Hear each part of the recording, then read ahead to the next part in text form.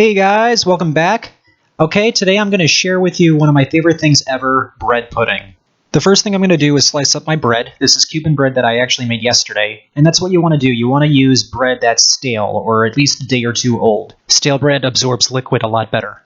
And you can use any type of bread you want. You can use challah, brioche, French bread, anything you want. And you want the slices to at least be half an inch thick. Now I have a buttered baking dish here. This is 10 by 6, but you could use a 9 by 9, whatever you have on hand. And I'm just kind of laying my slices down in a row, one side going one way, one side going the other way. And I'm just packing the bread in there until it's completely full. And I'm just going to put that to the side and get started on my custard. In a large bowl, I'm cracking in 4 eggs, then a 1/4 cup of granulated sugar, 2 teaspoons of pure vanilla extract, and then I'm just going to beat this with a whisk.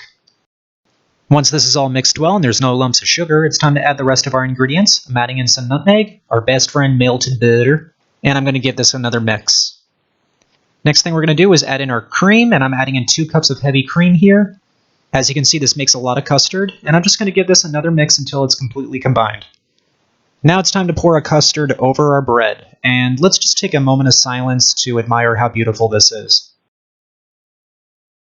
Seriously, if I could eat this every day, I totally would. Alright, once that's done, I'm just going to take my rubber spatula and I'm just going to make sure that all the bread is soaking in the custard. You don't want there to be any dry pieces of bread. And then I'm just going to top this with some raisins. And if you don't like raisins, you could use chocolate chips, you could use craisins, walnuts, anything you want. It's up to you. And I'm just going to cover this with some tin foil and it's going to sit for half an hour. After half an hour, I'm just going to remove the tin foil and I'm going to dust this very, very lightly with some cinnamon. This adds some great flavor and it goes very well with the nutmeg. And I'm just going to cover this again with the tin foil, and this is going to go in a 325-degree oven for 40 minutes.